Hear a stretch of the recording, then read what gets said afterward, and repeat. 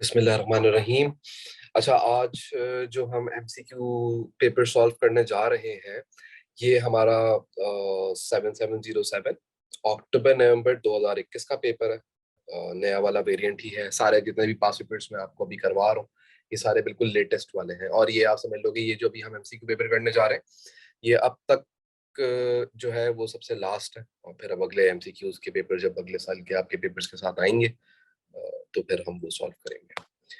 अच्छा जी, देखते हैं एमसीक्यू पेपर के अंदर एग्जामिनर हमसे कहाँ से बातें स्टार्ट करते हैं। नंबर वन, ये आप लोग की बुक, जिन बच्चों के पास है वो ये बुक खोल लें, जिनके पास बुक नहीं है वो डायरेक्ट पास पेपर खोल लें, इंटरनेट पे कोई मसला नहीं है। अच्छा जी, तो पहला एमसीक्यू है जो हम करने जा रहे हैं। पहला एमसीक्यू देखते हैं। बोल रहा है कि why does our trader calculate the profit of the business. यार, प्रॉफिट क्यों कैलकुलेट करता है बिजनेस का? तो बड़ा सिंपल सा लॉजिक है प्रॉफिट कैलकुलेट करने का। आप अपने बिजनेस की परफॉर्मेंस को असेस कर सकें, आप अपने प्रॉफिट्स को देख के फ्यूचर डिसीजंस ले सकें, या फिर आप ये मालूम कर सकें कि जो आप पैसा घर पे विड्रॉ करके लेके जा रहे हैं, क्या वो पैसा कहीं ज्यादा तो नहीं लेके जा रहे, आप कहीं ओवर ड्रॉइंग्स तो नहीं कर रहे आप, कि आपके बिजनेस में ऐसा ऐसा जो कैपिटल है वो कम होता जाए। तो ये कुछ चीजें होती हैं, चंद चीजें होती हैं जिनकी वजह से प्रॉफिट को कैलकुलेट किया जाता है। तो देखते हैं इनकी ऑप्शन में क्या है। To calculate the interest payable on loan, इसके लिए प्रॉफिट कैलकुलेट करना जरूरी नहीं है। To calculate the provision for doubtful debt, again इसके लिए प्रोविजन प्रॉफिट कैलकुलेट करना जरूरी नहीं है प्रोविजन के लिए। To know the total expenses को कैलकुलेट करने के लिए प्रॉफिट कैलकुलेट करना जरूरी नहीं है। फिर बोलता है to know whether the drawings are at reasonable level. Yes, yes, ये एक रीजन है। एक और रीजन क्या था? कि हम अपने बिजनेस की परफॉर्मेंस को असेस कर सकें, हम फ्यूचर डिसीजंस ले सकें। और एक बात ये भी मैंने आपसे करी। अगले एमसीक्यू पे बढ़ते हैं। नेक्स्ट एमसीक्यू बोलता है नंबर 2, कि भाई कोई हसन है। Hassan is a trader. During the financial year, he took goods from the business for his own use. How should he record this? Simple है। ड्राइंग्स कर रहा है तो ड्राइंग्स डेबिट, है ना? ये एंट्री बनाओगे, ड्राइंग्स को डेबिट कर दोगे। और जो आपकी परचेजेस हैं, क्योंकि ड्राइंग्स किस चीज की हो रही है? गुड्स की ड्राइंग्स हो रही है, राइट? तो परचेजेस क्रेडिट हो जाएंगी। तो ये एंट्री बनेगी आपकी। ठीक हो गया? तो आप देख लो इसके अंदर कौन सा आंसर है। Drawings debit and purchases credit is the B is the correct answer. Clear? आगे आ जाओ। एमसीक्यू नंबर 3 के अंदर बोलता है where are the accounts of credit suppliers are maintain. अच्छा, आप अकाउंट्स की बात कर रहा है। अकाउंट्स अकाउंट्स अकाउंट्स अकाउंट्स किसको कहा जाता है? लेजर अकाउंट्स, टी अकाउंट्स, ये होते हैं अकाउंट्स आपके। ठीक हो गया? अच्छा जी, अब वो बोलता है कि भाई आपके जो क्रेडिट सप्लायर है, तो क्रेडिट सप्लायर को आप कहाँ रिकॉर्ड करते हैं? तो यार हमें पता है कि अगर ये हम किसी एक सप्लायर का अकाउंट बना लेते हैं, लेट सपोज ये मिस्टर एक्स है, इनसे हम उधार पे सामान खरीदते हैं, तो ये मिस्टर एक्स के अकाउंट को हम क्या कहते हैं? हम बोलते हैं ये हमारा परचेज लेजर है। ठीक हो गया? तो ये हमारा आंसर इसका होना चाहिए परचेज लेजर।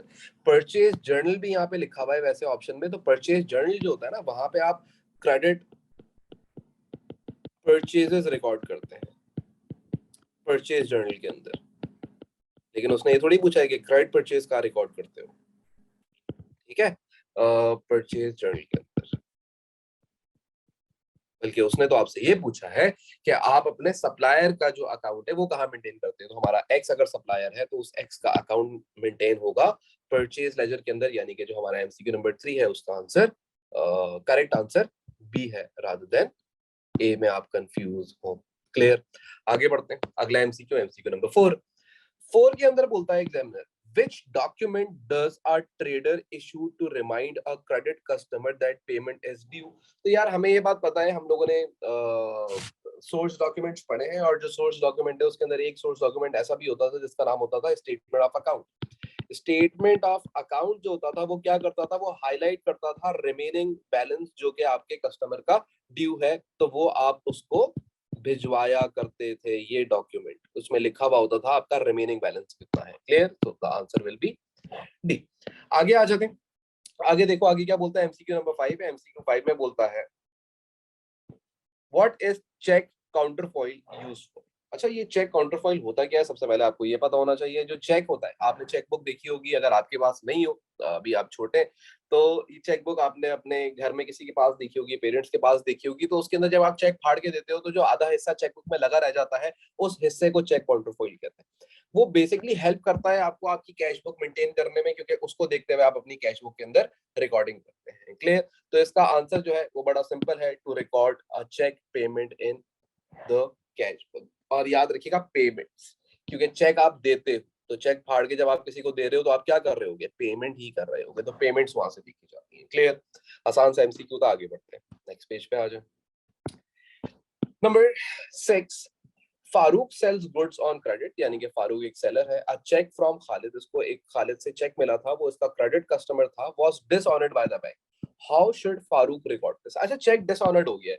डिसऑनर्ड मतलब चेक में कोई इशू आ गया है, बैंक बोल रहा है भाई ये चेक कैश नहीं हो सकता। फॉर एग्जांपल इशू क्या आ सकता है, हो सकता है कि फारूक को जो चेक मिला खालिद की तरफ से, तो खालिद के बैंक अकाउंट में पैसे मौजूद ना हो, या हो सकता है कि सिग्नेचर में कोई इशू आ गया हो, या डेट में कोई इशू आ गया हो, या कोई चेक में अमाउंट वर्ड्स में या जो आपने नंबर्स में जो भी आपने अमाउंट लिखी है उसमें कोई गलती कर दी हो, तो ये बेसिकली इस सिनेरियोस के अंदर चेक बाउंस हो जाता है जब ये प्रॉब्लम होती है।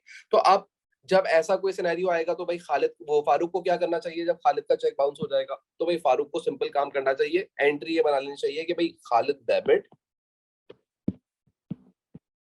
ठीक हो गया, और बैंक क्रेडिट, ये एंट्री बनेगी। क्योंकि वो पहले क्या समझ रहा था फारूक के उसके बैंक में पैसा आ गया है, तो फारूक ने जब चेक बैंक में जमा करवाया था तो एंट्री बनाई क्या होगी एट दैट टाइम, तो उसने बनाई होगी बैंक डेबिट और खालिद क्रेडिट, है ना, ये एंट्री बनाई होगी उसने।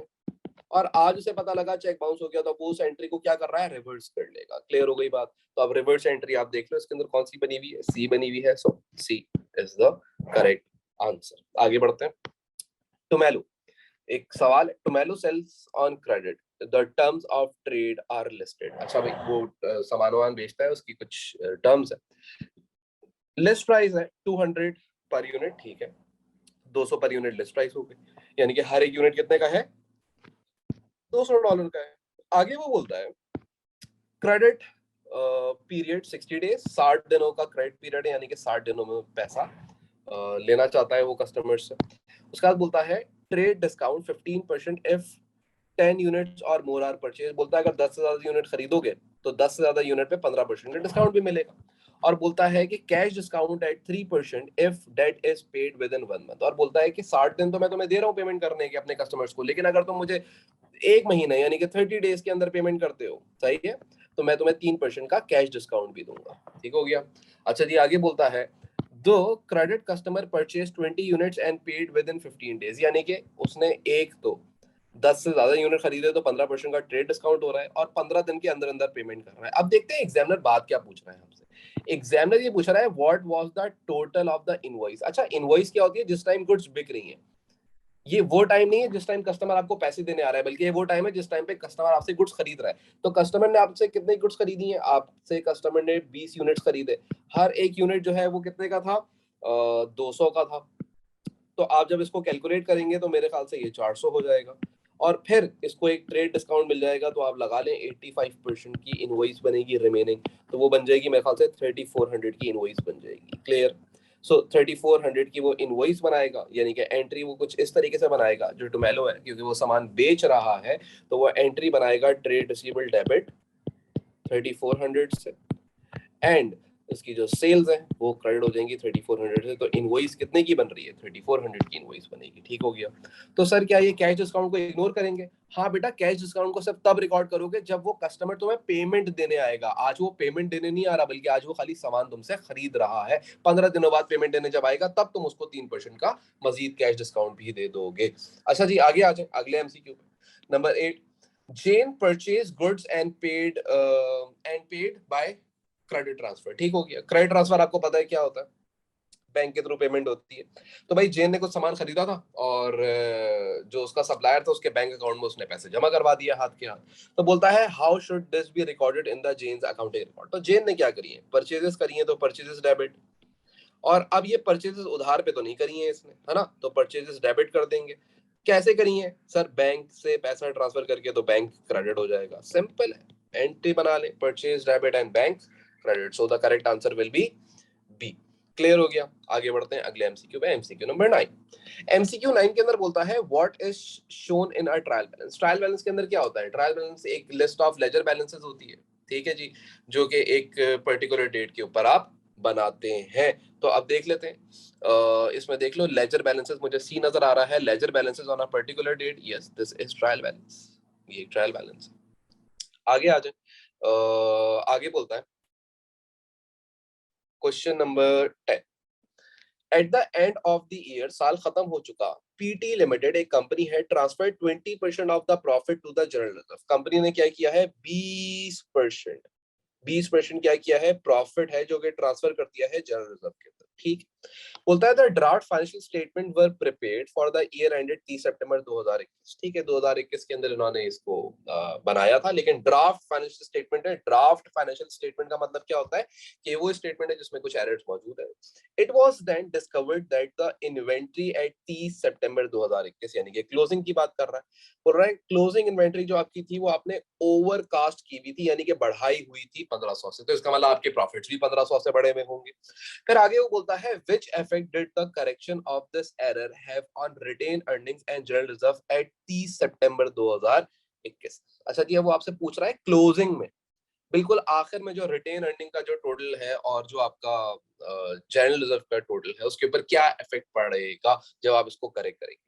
अच्छा, अगर आप नोटिस करें तो आपकी इन्वेंट्री कितने से ओवर स्टेट थी? 1500 से। तो यानी कि आपका ये जो 1500 था ये आपका ओवर स्टेट हुआ हुआ था। और हम ये बातें पिछले एमसीक्यूज में भी करते आए हैं कि अगर आपकी क्लोजिंग इन्वेंटरी ओवर स्टेट होगी तो आपका ग्रॉस प्रॉफिट भी ओवर स्टेट हो जाएगा 1500 से, और अगर आपका ग्रॉस प्रॉफिट ओवर स्टेट हो जाएगा 1500 से तो आपका नेट प्रॉफिट भी ओवर स्टेट हो जाएगा 1500 से।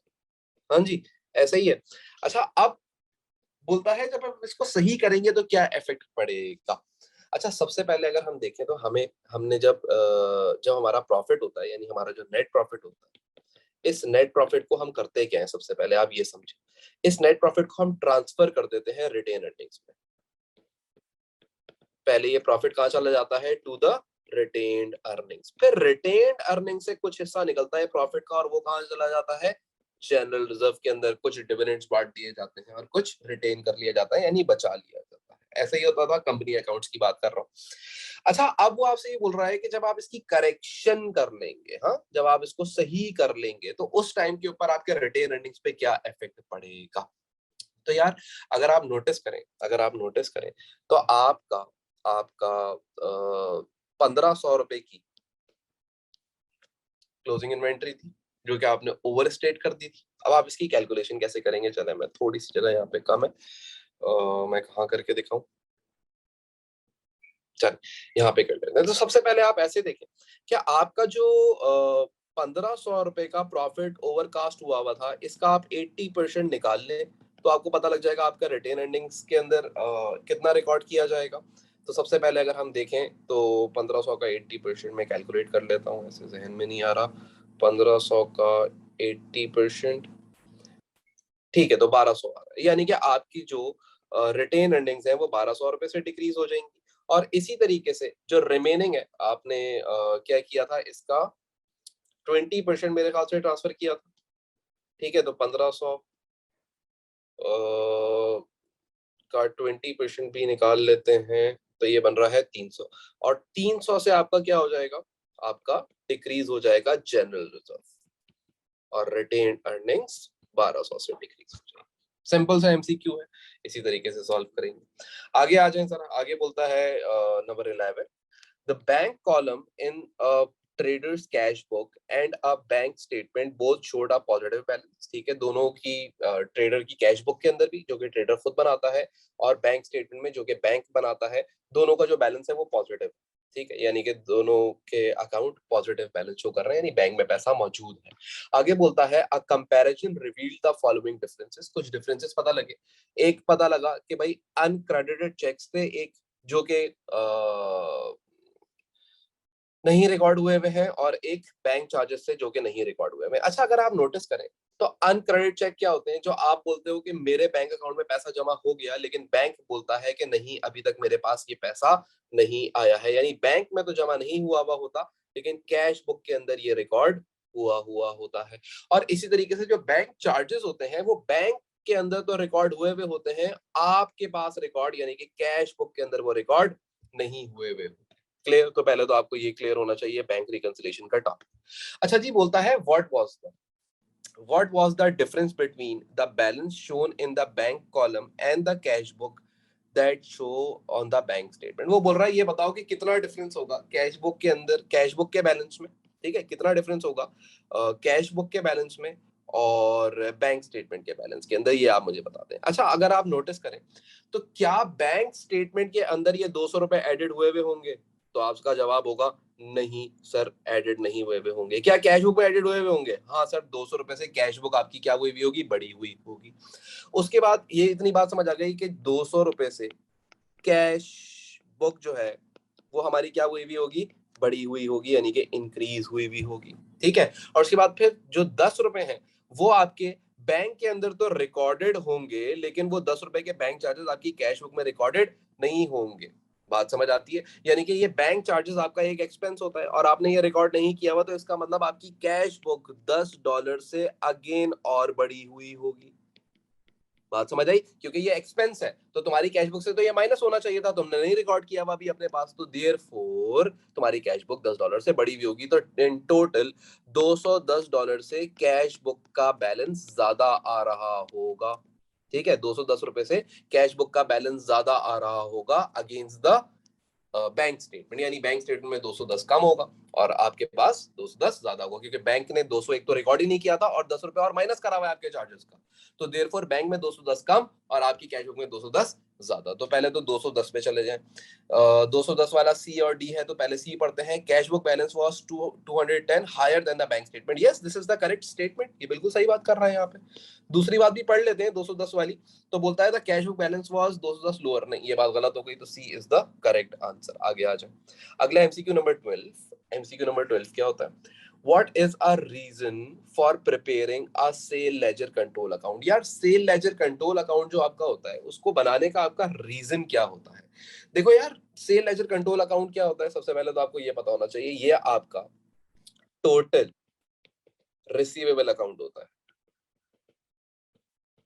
यानी कि आपने अपने ट्रेड रिसीवेबल से कितना पैसा लेना है at the end of the month और at the end of the year, वो आपको ये अकाउंट बता रहा होता है।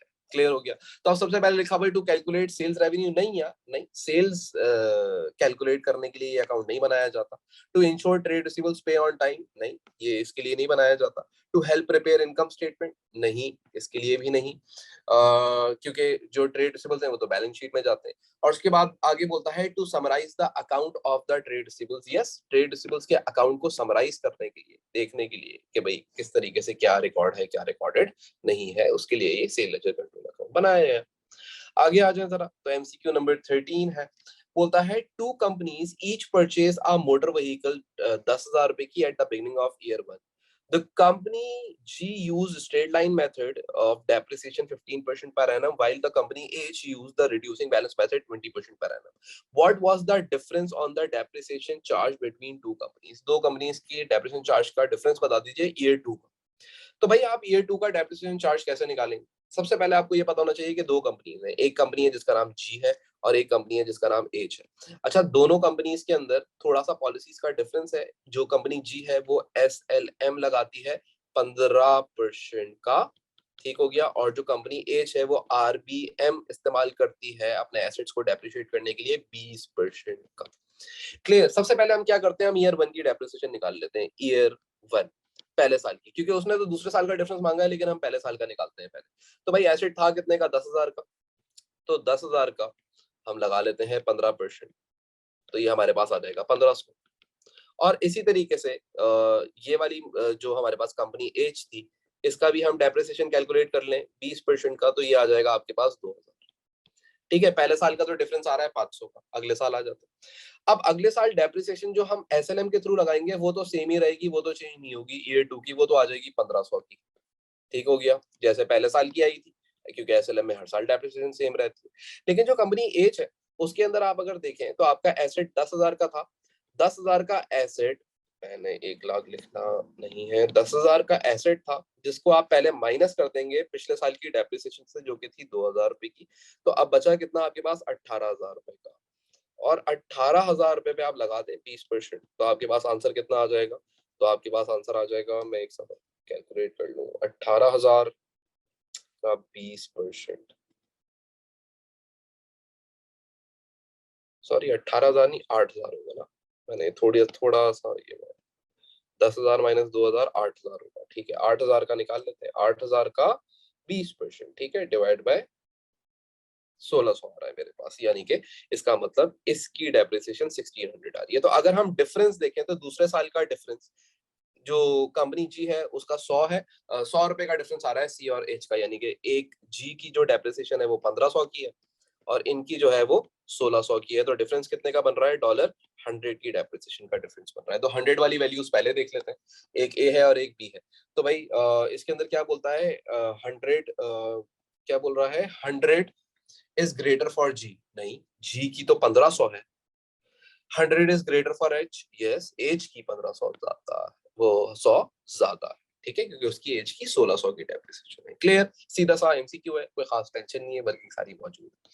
अच्छा जी आगे आ जाए, आगे बोलता है अगला एमसीक्यू है MCQ number 14। Amit financial year ends on 31 दिसंबर, यानी कि उसकी क्लोजिंग डेट क्या है? 31 दिसंबर है। डेट्स पे हमेशा ध्यान देते हैं। The following accounts appear in the sales ledger, कुछ अकाउंट है जो आपके सेल लेजर में नजर आ रहा है। दीपक का अकाउंट है। दीपक को अगर आप देखें तो आप सेल्स कर रहे हैं, इसका मतलब दीपक का जो ये अकाउंट बना हुआ है ये सेल्स लेजर बना हुआ है। पहली बात ये क्या है? सेल्स लेजर, ठीक है। अच्छा जी, यानी कि दीपक आपका कोई कस्टमर है। तो पहले आपने दीपक को कितना सामान बेचा? 3200 का। फिर उसके बाद दीपक ने आपको 1700 रुपए का बैंक से पेमेंट करा, कुछ कैश में पेमेंट करा, और 1270 की कोई अमाउंट है जिसपे एग्जामिनर ने नवंबर के मंथ में क्वेश्चन मार्क बनाया हुआ है। बोलता है what does the entry on 21 November represents. अच्छा ये बोल रहा है कि ये जो क्वेश्चन मार्क है ये क्या रिप्रेजेंट कर रहा है। अच्छा मैं बच्चों को ये हमेशा बोलता हूँ कि आप सवाल को ना फौरन से कोई एकदम से सॉल्व करना नहीं शुरू हो जाए करो, सोचा करो। देखो यार, अक्सर बच्चों ने इस एमसीक्यू में क्या गलती की होगी, जब वो पेपर देने गए होंगे उन्होंने इसको बोला होगा भाई ये जो है ये क्लोजिंग बैलेंस है। ये कौन सा बैलेंस है? क्लोजिंग बैलेंस है। हालांकि ऐसा नहीं है। क्लोजिंग बैलेंस कौन सी डेट को आना चाहिए था बेटा? क्लोजिंग बैलेंस तो 31 को आना चाहिए था। क्या अभी ये दिसंबर चल रहा है? नहीं, नवंबर चल रहा है। तो अब अगर आप देखें तो ये अकाउंट किस वजह से कम हो सकता है? कुछ रीजंस है जो अकाउंट इसका कम होगा, वो रीजंस मैं आपको बताता हूँ। या तो वो बैंक से पेमेंट कर देता तो कम हो जाता, या तो वो कैश से पेमेंट की होगी इस वजह से वो क्रेडिट हो रहा है, या तो आपने उसको डिस्काउंट दिया होगा इसकी वजह से क्रेडिट हो रहा है, ठीक है, आपने डिस्काउंट अलाउ किया होगा उसको, या फिर आपका ये कस्टमर 1220 रुपए का बेड डेड हो गया होगा, तो आप रिकॉर्ड करते हो इस साइड पे आके, ठीक है। ये सेल्स लेजर कंट्रोल अकाउंट भी आपने बनाया तो यही चीजें इस साइड पे क्रेडिट साइड पे आके रिकॉर्ड होती है ना। तो आप यहाँ पे देखते हैं एग्जामिनर क्या बोलता है। एग्जामिनर आपसे बोल रहा है कि इररिकवरेबल डेट्स, ओके, एक उसने ए बी ऑप्शन दी हुई है हमें, और एक डिस्काउंट अलाउड भी दिया हुआ है, दो ऑप्शंस दी हुई है। द कैरेट डाउन बैलेंस, ये बात तो गलत है क्योंकि क्लोजिंग नहीं है। रिकवरी ऑफ डेट्स, ये बात भी गलत है, ये भी क्लोजिंग नहीं है। तो यार अब इसमें तो हमें दोनों आंसर ही सही लग रहे हैं। लेकिन इतना बड़ा, अब अगर आप मुझसे ऐसे पूछो तो इतना बड़ा हम डिस्काउंट किसी को दे नहीं सकते क्योंकि अमाउंट जो है वो अच्छी खासी बड़ी अमाउंट है, तो इतना बड़ा हम डिस्काउंट नहीं देंगे। तो हम इसको अज्यूम कर लेते हैं कि भाई जो the correct answer will be A. अब इधर जब मैं फंसा, मैंने ये सोचा कि यार देखो दोनों चीजें ही करेक्ट हैं क्योंकि ये दोनों चीजें क्रेडिट साइड पे रिकॉर्ड होती हैं। तो अब मुझे इसमें से ज्यादा रेलेवेंट आंसर ढूंढना था। अब ज्यादा रेलेवेंट मुझे क्या लग रहा है, बेडेड हुआ 1270 का या 1270 का डिस्काउंट दे दिया। इतना बड़ा डिस्काउंट आप किसी को क्यों दोगे? बात समझ आ रही है? तो डिस्काउंट ये हो नहीं सकता टेक्निकली, तो देयरफॉर हम इसको क्या मान लेंगे? बेडेड मान लेंगे। क्लियर हो गया? अच्छा जी आगे आ जाओ। बोलता है number 15, Sally wish to increase the balance on provision for doubtful debt. अच्छा वो increase on provision for doubtful debt करना चाह रही है एंड ऑफ फाइनेंशियल ईयर में। How should this increase be recorded? तो यार increase in provision for doubtful debt की एंट्री क्या बनती है? इनकम स्टेटमेंट डेबिट हो जाती है और प्रोविजन फॉर डाउटफुल डेट जो आपका होता है वो क्रेडिट हो जाता है, ये एंट्री बनती है। तो देख लो इनकम स्टेटमेंट डेबिट पहली एंट्री में ही बन रही है ये तो ये this will be the correct answer, ठीक है। जब भी इंक्रीज होता है तो ये एंट्री बनती है। और एहतियातन बता देता हूँ कि अगर डिक्रीज हो जाता, अगर प्रोविजन डिक्रीज हो जाता तो क्या एंट्री बनती, पीबीडी डेबिट हो जाता है उस सिनेरियो के अंदर और इनकम स्टेटमेंट क्रेडिट हो जाती है, क्योंकि डिक्रीज इन पीबीडी इनकम है तो इनकम स्टेटमेंट क्रेडिट होगी, और इंक्रीज इन पीबीडी एक्सपेंस है तो इनकम स्टेटमेंट डेबिट हो जाती है। क्लियर? आगे आ जाए, एमसीक्यू 15 हो गया, 16 पे पढ़ते हैं। 16 देखते हैं क्या बोलता है। The following errors were found after our statement of financial position had been prepared. कुछ एरर्स हैं जो कि आपको पता लगे। बोलता है कि a loan repayable in 2 years time had been included in current liability. ठीक है, एक लॉन्ग टर्म लायबिलिटी थी, उसको आपने एक करंट लायबिलिटी मान लिया। फिर आगे बोलता है a provision for doubtful debt should have been created, और प्रोविजन फॉर डाउटफुल डेट आपने क्रिएट नहीं किया हुआ था, आप वो भी क्रिएट करोगे, यानी कि जब आप क्रिएट करते हो प्रोविजन तो आपको पता होना चाहिए इंक्रीज होता है, यानी कि एक एक्सपेंस हो जाता है। अच्छा जी, आगे आ जाए, बात करते हैं what is the effect of correcting these errors. अच्छा, करंट एसेट्स के ऊपर क्या इफेक्ट पड़ेगा, सबसे पहले तो आप ये देखें। तो करंट एसेट्स के ऊपर इफेक्ट ये पड़ेगा कि आपके जो प्रोविजन फॉर डाउटफुल डेट है वो आप अपने ट्रेड रिसीवेबल में से माइनस करोगे तो आपके ट्रेड रिसीवेबल्स कम हो जाएंगे, यानी कि करंट एसेट्स जो है वो डिक्रीज होंगे, यानी कि अब मैं ए या बी में को लेके आगे चलूंगा, ए या बी को देखूंगा। अच्छा जी, अब आपकी एक लॉन्ग टर्म लायबिलिटी थी जिसको आपने करंट लायबिलिटी मान लिया था, जब करेक्शन करोगे तो करंट लायबिलिटी से निकालोगे, लॉन्ग टर्म ऐड करोगे तो करंट लायबिलिटी क्या हो जाएगी, डिक्रीज हो जाएगी, यानी कि मुझे लग रहा है अभी तक मेरा आंसर ए ही होगा, लेकिन फिर भी आगे देखते हैं। जब करंट लायबिलिटी को ट्रांसफर करोगे नॉन करंट लायबिलिटीज के अंदर तो नॉन करंट लायबिलिटीज इंक्रीज हो जाएंगी, और ओनर इक्विटी जो है वो डिक्रीज हो जाएगी। क्यों? क्योंकि आपका एक एक्सपेंस हुआ था और एक्सपेंस होने से प्रॉफिट्स कम, प्रॉफिट कम होने से ओनर इक्विटी डिक्रीज होती है। क्लियर हो गया? So the correct answer will be B. ऐसे देखना एमसीक्यू जब इस टाइप के आए, सही है। उसके बाद फिर आगे बोलता है number 17 John maintains a full set of accounting records. कुछ अकाउंटिंग रिकॉर्ड्स हैं। Why does he also prepare statement of financial position? वो फाइनेंशियल पोजीशन क्यों बनाता है? यार देखो, कोई भी बिजनेस फाइनेंशियल पोजीशन यानी कि स्टेटमेंट ऑफ फाइनेंशियल पोजीशन यानी कि बैलेंस शीट सिर्फ इसलिए बनाता है ताकि वो देख सके कि वो क्या ओन करता है और क्या वो ओ करता है। सिंपल। सो ये ओन और ओ करने वाला सीन जो है वो बैलेंस शीट से देखा जाता है। So this will be the correct answer, बाकी पढ़ने की जरूरत ही नहीं। अच्छा जी, आगे बोलता है what are the advantages of operating as a sole trader. ठीक है भाई, वो बोल रहा है कि सोल ट्रेडर के एडवांटेजेस क्या है। The owner can kept all the profit, yes this is the advantage. उसके बाद फिर आगे वो आपसे बोलता है the owner can raise finance by issuing debentures, नहीं ये एडवांटेज नहीं है इसके लिए। फिर आगे बोलता है the owner can make decisions independently, yes this is the advantage of being a sole trader. The owner is protected by limited liability, नहीं कंपनीज प्रोटेक्ट होती हैं लिमिटेड लायबिलिटी से, सोल ट्रेडर्स की अनलिमिटेड लायबिलिटीज होती हैं। So therefore 1 and 3 is the correct answer. आगे आ जाए, आगे बोलता है 19 के अंदर Anwar is a sole trader making annual profits of 24,000। Anwar 24,000 का प्रॉफिट करता है और वो सोल ट्रेडर है। he decided या he decides to admit Dilip a partner, एक नया पार्टनर लेके आया। they agree that Anwar will receive a salary and a profit and loss would be shared equally. the forecast appropriation मतलब अभी estimate कर रहे हैं, सोच रहे हैं फ्यूचर का कि फ्यूचर में ऐसा हो सकता है। उनका ट्रेडिंग अकाउंट इन्होंने दिया आपको, partners of fish trading, okay. तो ये आपको एप्रोप्रिएशन बना के दिए। प्रॉफिट आपका हुआ लेट सपोज 50,000 का, सैलरी मिलेगी अनवर को 10,000 रुपए की, और प्रॉफिट डिस्ट्रीब्यूट होगा बाकी का रिमेनिंग 40,000 रुपए का। बोलता है by how much will Anwar's total income increase. Anwar पहले कितनी इनकम कमा रहा था, पहले तो आपको ये पता होना चाहिए। So Anwar was earning $24,000 as a sole trader. But अब अगर अनवर को आप देखें तो अनवर को क्या क्या मिलेगा, ये अनवर ए आर। अच्छा जी, तो अनवर को पहले तो एक सैलरी मिलेगी 10,000, ठीक है, और अनवर को क्या मिलेगा, प्रॉफिट का भी तो हिस्सा मिलेगा। तो प्रॉफिट डिवाइड हो रहा है इक्वली 2, तो इसको 20,000 रुपए का प्रॉफिट भी मिलेगा। तो टोटल अनवर कितने पैसे कमा रहा है अब, अगर ये पार्टनरशिप कर लेता है तो $30,000 कमा रहा है। लेकिन जब वो सोल ट्रेडर था तब वो कितने कमा रहा था, 24,000 कमा रहा था। तो आज कितने ज्यादा कमा रहा है, डिफरेंस निकाल लेंगे, यानी कि 24,000 ज्यादा कमा रहा है। सॉरी 6,000 ज्यादा कमा रहा है, 24,000 बोल रहा हूँ। ठीक हो गया। So the correct answer will B 6,000। तो ये हम लोगों ने एमसीक्यू नंबर 19 भी कर लिया। आगे बढ़ते हैं एमसीक्यू नंबर 20। MCQ 20 बोलता है केसी एंड रावी या कासी एंड रावी जैसे भी पढ़ लें इनको, आर इन पार्टनरशिप, ठीक है। The financial statement for the year ended 31st August 2021 showed Ravi was entitled to interest on capital, ठीक है। इंटरेस्ट ऑन कैपिटल रावी की एक इनकम होगी, ठीक है। यानी कि इसका जो करंट अकाउंट है वो क्रेडिट होगा, आसान कर लेते हैं, तो करंट अकाउंट इसकी वजह से क्रेडिट हो जाएगा क्योंकि इनकम हो जाएगी।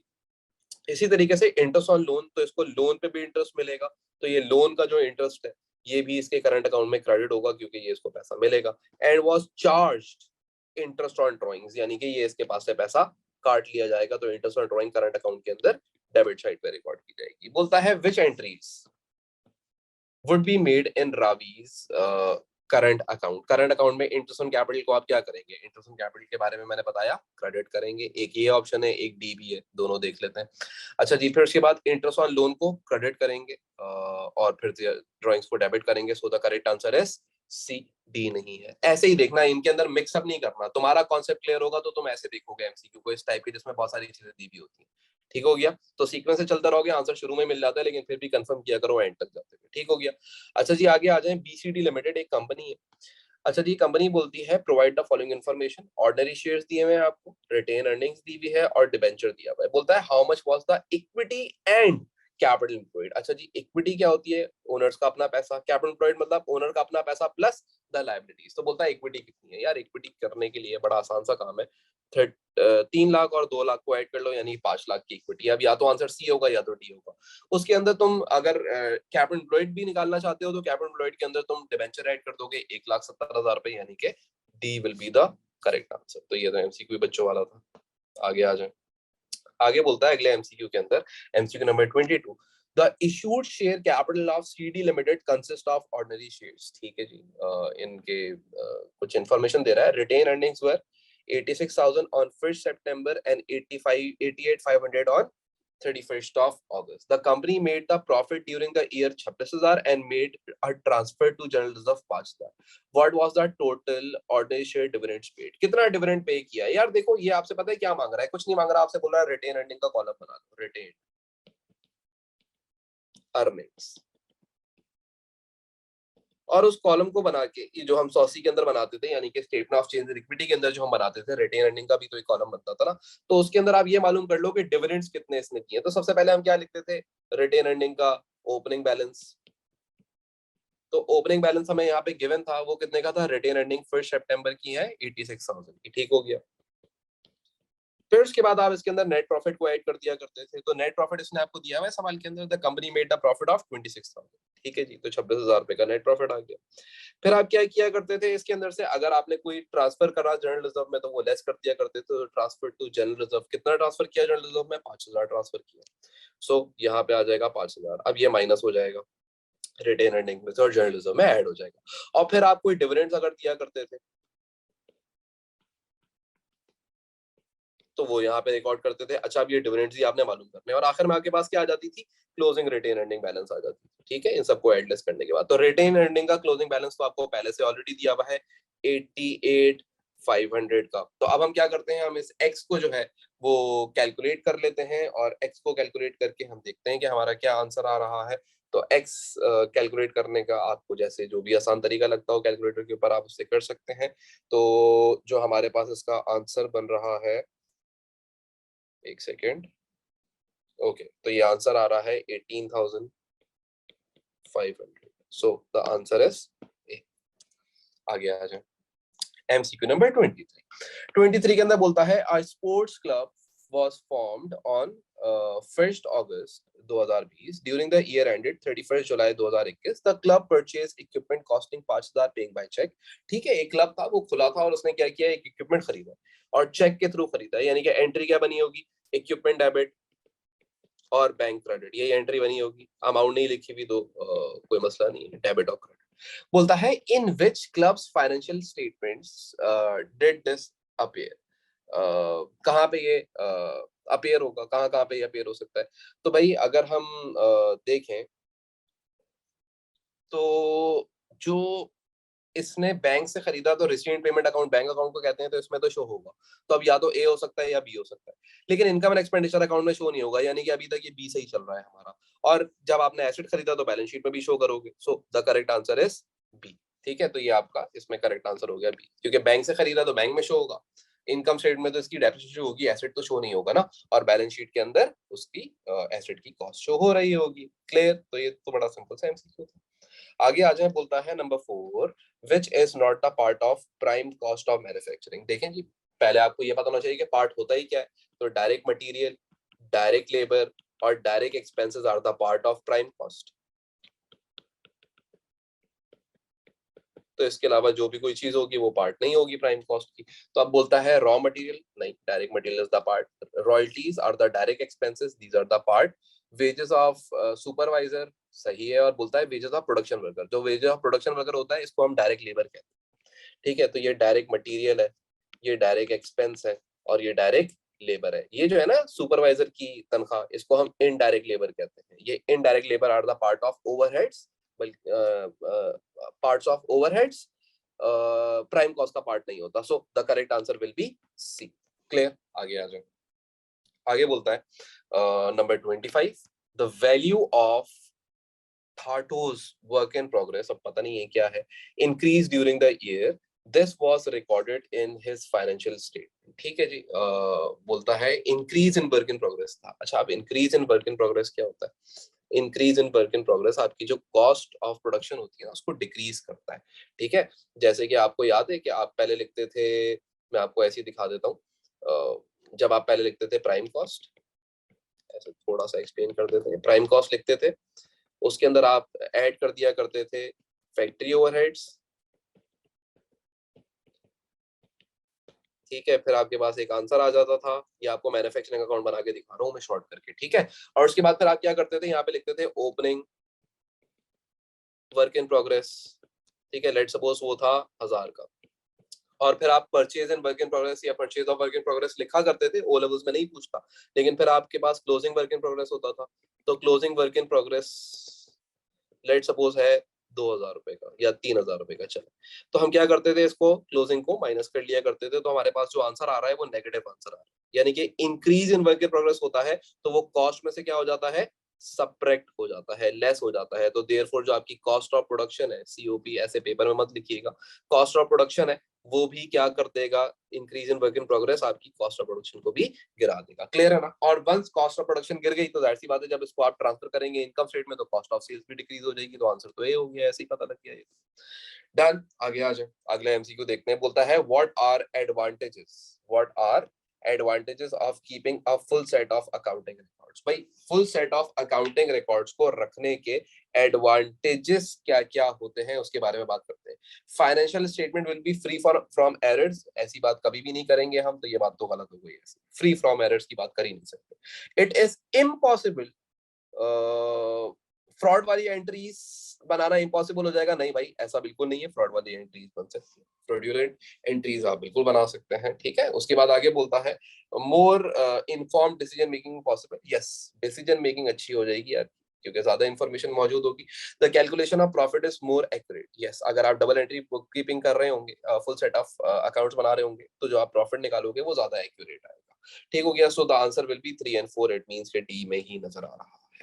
आगे आ जाए 27 यानी कि 27, बेथ बेथ बेथ जो भी है, प्रोवाइडेड द फॉलोइंग इंफॉर्मेशन, आपको कुछ इंफॉर्मेशन प्रोवाइड की जा रही है। सबसे पहले आपको बोलता है नेट एसेट। नेट एसेट्स होते क्या है, सबसे पहले ये पता होना चाहिए। तो net asset are equal to, net assets equal to total assets less total liabilities.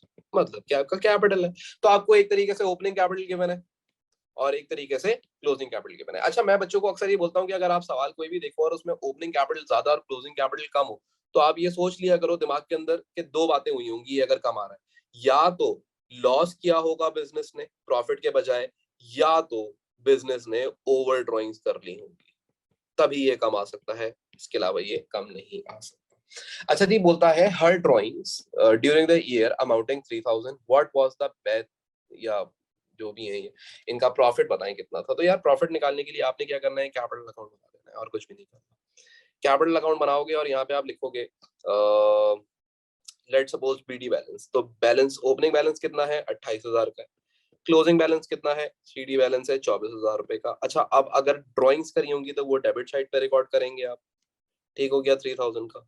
अब जो लॉस होगा वो इस साइड पे पता लगेगा और जो प्रॉफिट होगा वो इस साइड से पता लगेगा। तो अब हम लोग इसको कैलकुलेट कर लेते हैं। तो देखें 27 ये बन जाएगा, 27 बन जाएगा ना, 24+3 27, यानी कि 1,000 रुपए इधर ही रिकॉर्ड करने पड़ेंगे। इसका मतलब ये हो गया कि इस बिजनेस को 1,000 रुपए का लॉस हुआ। क्लियर हो गया, प्रॉफिट नहीं हुआ है। तो यहाँ पे आ जाए और 1,000 रुपए का लॉस टिक कर देंगे। ठीक है, तो ये तो आप एक्स रख के निकालेंगे जिस साइड पे भी एक्स बन रहा होगा। डन है। अच्छा जी, इसका एक और तरीका ये भी बता देता हूँ कि ये वाली साइड में से, ये वाली साइड में से कैलकुलेटर में आप माइनस करना स्टार्ट करेंगे। यानी कि मैं आपको ऐसे कैसे बताऊं, 28,000 में से आप निकाल देंगे पहले 24,000 और फिर आप निकाल देंगे 3,000। तो आपके पास जो अमाउंट है वो इस साइड पे बन रही है। क्लियर हो गया। तो ये कितना अमाउंट बन रहा है 1,000 रुपए का, तो ये 1,000 रुपए का लॉस आ रहा है आपके पास। डन।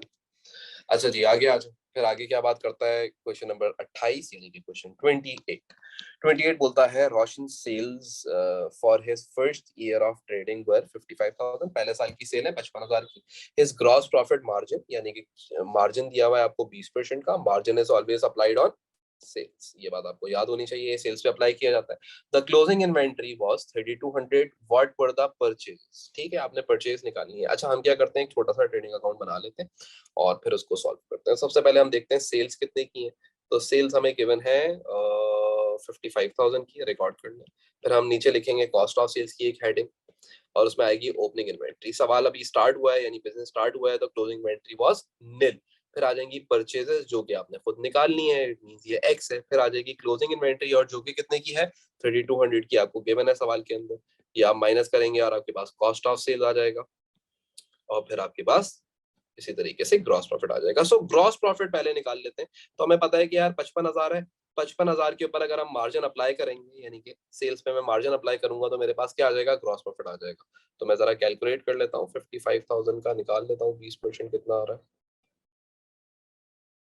तो ये आ रहा है 11,000, सॉरी कॉस्ट ऑफ सेल्स लिख रहा हूँ, 11 ग्रॉस प्रॉफिट आ रहा है 11,000। तो अब कॉस्ट ऑफ सेल्स कैलकुलेट करनी है, तो 11,000 में से 55,000 हटा लेते हैं, तो ये आ रहा है 44,000 का। 44,000 के अंदर हम क्या करेंगे, 44,000 की हमारी कॉस्ट ऑफ सेल्स आ गई। अब हमें एक्स निकालना है, तो उसमें प्लस कर लें 3,200। ठीक है, तो ये हमारे पास जो आंसर आ रहा है वो 47,200 हमारे पास आंसर आ रहा है। इट मींस के जो हमारी परचेज, यहाँ पे मैं लिख लेता हूँ 47,200 आंसर आ रहा है, इसका मतलब ये मेरी परचेजेस है। Done. So the answer is D. आगे आ जाए, बोलता है which information is required to calculate the return on capital employed as a sole trader। बोल रहा है इसमें से कौन सी ऐसी इंफॉर्मेशन है जो रिक्वायर्ड होगी आपको return on capital employed calculate करते हुए। तो return on capital employed calculate करने का सबसे पहले तो फॉर्मूला पता होना चाहिए, रोस। रोस का फॉर्मूला क्या होता है, operating profit divided by capital employed into 100, ये फॉर्मूला होता था। अच्छा, इसको मजीद अगर ब्रेक करें तो कैपिटल एम्प्लॉयड कैसे निकलता है, ओनर्स इक्विटी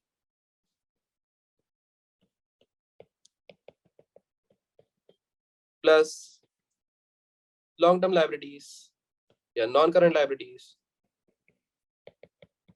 तो आपको किन किन चीजों की जरूरत पड़ेगी, आपको जरूरत पड़ेगी ऑपरेटिंग प्रॉफिट की, आपको जरूरत पड़ेगी नॉन करंट लाइबिलिटी और ओनर इक्विटी की, रोज को कैलकुलेट करने के लिए। डन। तो अब आप देख लें, ग्रॉस प्रॉफिट नहीं, ऑपरेटिंग प्रॉफिट यस, या तो सी हो सकता है या डी हो सकता है। नॉन करंट लाइबिलिटीज सही है, वर्किंग कैपिटल ओनर्स कैपिटल सही, यहीं पे क्लियर हो गया कि भाई वर्किंग कैपिटल थोड़ी चाहिए होगा, ओनर कैपिटल चाहिए। डन। सो ये 29 भी हमने कर लिया। अच्छा जी, आगे वो बोलता है what is the best indicator of liquidity. तो बेस्ट का मतलब मैंने आपको हमेशा क्या सिखाया है कि बेस्ट जो होता है वो वैसे तो लिक्विडिटी कैलकुलेट करने के करंट रेशियो भी होता है और एसिड टेस्ट रेशियो भी होता है, बट जो बेस्ट होता है वो बी, यानी कि एसिड टेस्ट रेशियो या लिक्विडिटी, जिसको हम लिक्विड रेशियो कहते हैं, लिक्विडिटी बोल रहा हूँ, लिक्विड रेशियो कहता हूँ, वो बेस्ट होता है। सो क्योंकि उसके अंदर हम अपनी इन्वेंट्री को भी हटा देते हैं, ठीक है, इस वजह से। अच्छा जी, आगे आ जाए। आगे वो बोलता है number 31 a trader provide the following information, आपको कुछ इन्फॉर्मेशन आपको प्रोवाइड कर रहा है। अच्छा क्या इन्फॉर्मेशन है वो भी देख लेते हैं हम। आप बोलता है ट्रेड पेबल्स ओपनिंग है, ट्रेड पेबल क्लोजिंग है, क्रेडिट परचेजेस है, और what was the trade payable turnover for the year. ठीक है जी, तो ट्रेड पेबल टर्नओवर, आपने तो ट्रेड पेबल टर्नओवर निकालना है, तो ट्रेड पेबल टर्नओवर का फॉर्मूला पता होना चाहिए। ट्रेड पेबल्स टर्नओवर का फॉर्मूला होता है trade payable divided by credit purchases into 365। अब ये जो ट्रेड पेबल्स आप यहाँ पे रिकॉर्ड करते हैं ना, ये बात याद रखिएगा, ये हमेशा हम जो साल के आखिर के होते हैं यानी कि क्लोजिंग वाले लेते हैं। ठीक हो गया। अच्छा ठीक, तो अब ट्रेड पेबल्स हमारे पास क्लोजिंग के हैं कितने के, 42,000 के, लिख लें 42,000 डिवाइडेड बाय क्रेडिट परचेज आपके पास कितने की हैं, 319,375 इनटू 100। डन। चलें जी कैलकुलेट कर लेते हैं, जरा मैं कैलकुलेटर निकाल लूं। 42,000 डिवाइडेड बाय 319,375 इनटू 365, तो ये आ रहा है 48 आंसर मेरे पास, यानी कि 48 days. So the correct answer is 48 days। इसका मतलब क्या है कि मैं अपने ट्रेड पेबल्स को 48 डेज के अंदर पेमेंट करता हूँ। अच्छा जी आगे आगे बोलता है अब business provided the following information about gross margin. Gross margin मतलब ग्रॉस प्रॉफिट मार्जिन। ठीक है, ये ग्रॉस मार्जिन से कंफ्यूज मत हो, तो ये ग्रॉस प्रॉफिट मार्जिन ही होता है।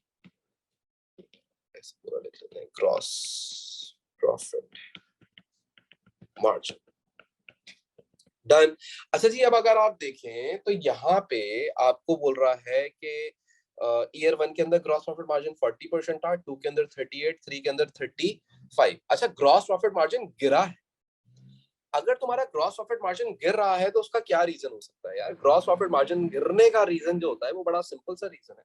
वो ये होता है या तो तुम्हारी सेलिंग प्राइस डिक्रीज हो रही होगी, ठीक है, या फिर तुम्हारी कॉस्ट प्राइस इंक्रीज हो रही होगी। ये दो रीजन होते हैं जिनकी वजह से आपका ग्रॉस मार्जिन गिरता है, और वाइस वर्सा सिचुएशन अगर ऑपोजिट हो जाए तो ग्रॉस मार्जिन बढ़ेगा। तो बोलता है what could explain the changes in the gross margin. क्या क्या क्या चेंजेस है भाई। The cost of sales is decreasing, नहीं नहीं, क्योंकि अगर डिक्रीज हो रही होती तो मार्जिन बढ़ता। एक्सपेंसेस आर डिक्रीजिंग, कोई ताल्लुक नहीं है। Quality of goods sold is decreasing, इससे क्या फर्क पड़ता है। Selling price is decreasing, yes देखो सेलिंग प्राइस डिक्रीज होगी या कॉस्ट प्राइस इंक्रीज होने की बात करता तो फिर हम बोलते हैं। ठीक है, सो ये करेक्ट आंसर है बी। सीधा सा एमसीक्यू था, आगे बढ़ते हैं।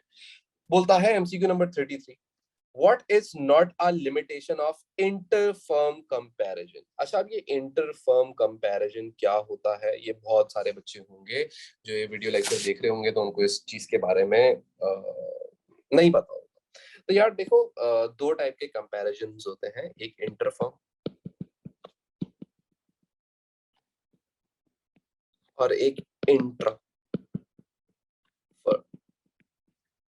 अच्छा अब इंटर फर्म कंपैरिजन और इंट्रा फर्म कंपैरिजन के अंदर क्या फर्क है, तो सबसे पहले मैं आपको ये समझा दूं कि इंट्रा फर्म क्या होता है। आपको ये एग्जाम्पल देके समझाता हूँ। फॉर एग्जाम्पल आप जो है जिस भी स्कूल में पढ़ते थे तो बचपन में हम सबके स्कूल्स के अंदर डिफरेंट हाउसेस होते थे। ठीक है, हाउसेस मतलब एक कोई रेड हाउस होता था, मुझे जहां तक याद है, अब तो बड़े हो गए हम काफी। एक ग्रीन हाउस होता था, ठीक है, कोई एक येलो और एक ब्लू भी होता था, येलो और एक ब्लू, ऐसे ही होते थे, ये हाउसेस होते थे। अच्छा अब इनके अंदर क्या होता था, हम लोग के स्कूल के अंदर इन हाउसेस के दरमियान कंपटीशन होता था।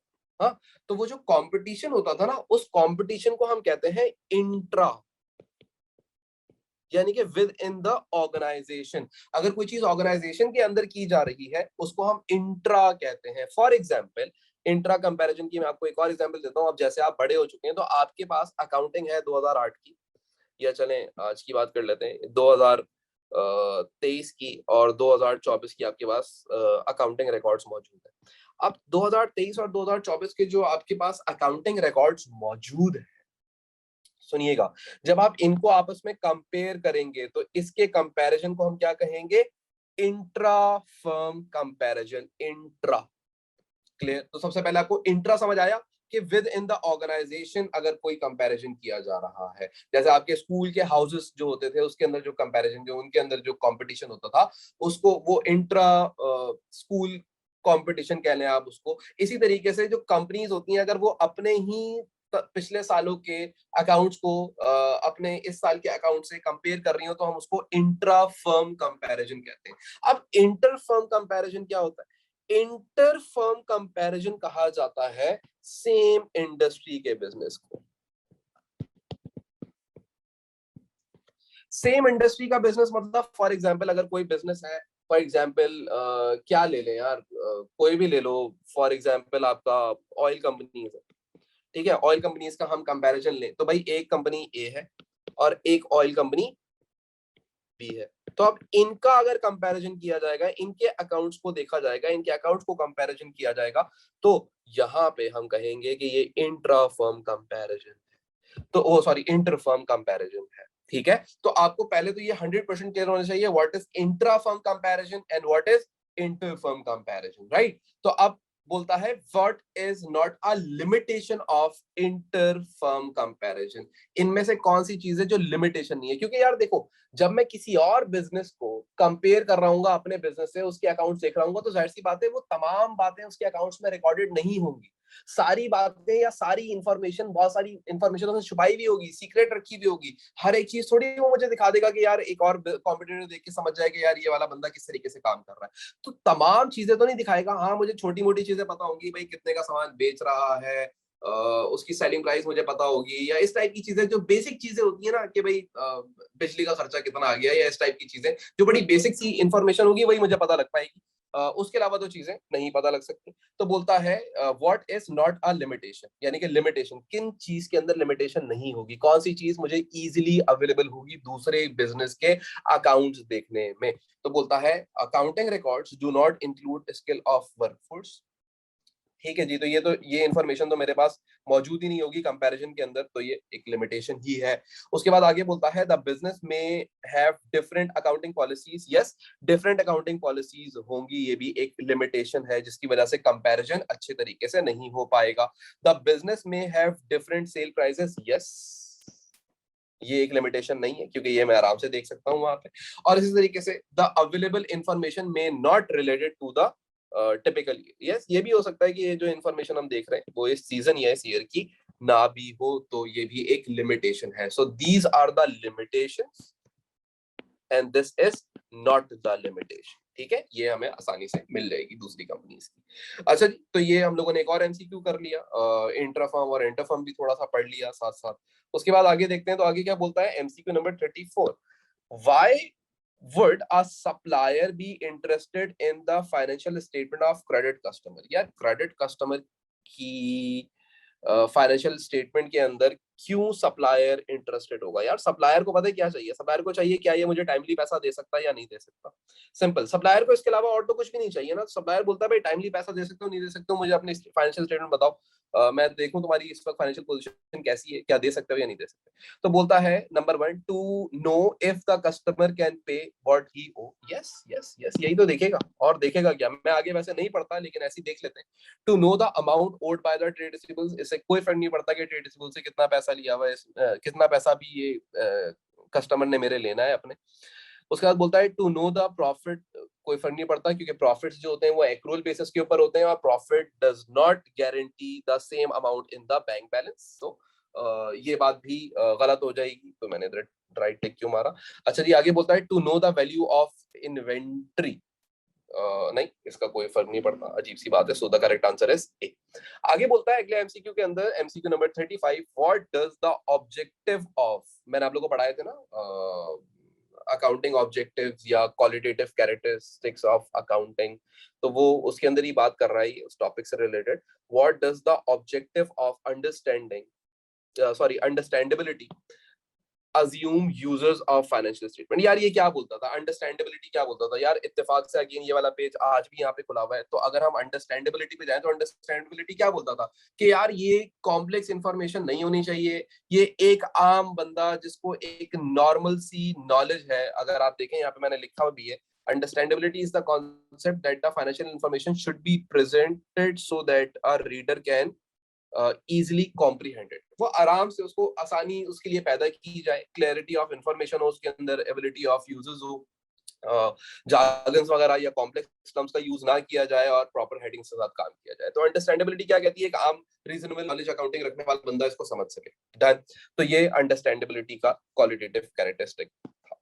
अच्छा जी, तो पहले ही आंसर मुझे नजर आ गया, रीजनेबल नॉलेज ऑफ अकाउंटिंग। यही सोचते बनाया जाता है कि जितने भी यूजर्स होंगे, यूजर्स मैं बता चुका हूँ वो तो लेक्चर के अंदर कि कौन कौन यूजर्स होते हैं, लेकिन जो भी यूजर्स होंगे जिनको बेसिक सी एक रीजनेबल नॉलेज है कि भाई हाँ देख के चीजें समझ आती हैं क्या हो रहा है, तो वो उसके लिए काफी है। फुल नॉलेज होना जरूरी नहीं हो, बुक कीपिंग होने की नॉलेज जरूरी नहीं हो, no knowledge of bookkeeping और अकाउंटिंग। तो ऐसा भी नहीं हो सकता कि अगर किसी के पास बिल्कुल ही कोई नॉलेज ना हो, बिल्कुल ही गया गुजरा हो और वो अकाउंटिंग रिकॉर्ड्स देख रहा हो, तो भाई उसको तो जाहिर सी बात है को समझ नहीं आएगा, उसे यही नहीं पता होगा सेल क्या है, एक्सपेंस क्या है, प्रॉफिट्स क्या होते हैं। लेकिन एक नॉर्मल बंदा इन चीजों को समझ लेता है देख के कम से कम। ठीक है जी, so the correct answer will be A. Done. तो ये अभी हम लोगों ने जो अपना एमसीक्यू पेपर करा दैट वाज 7707 और ये पेपर 1-3 था। और अब तक के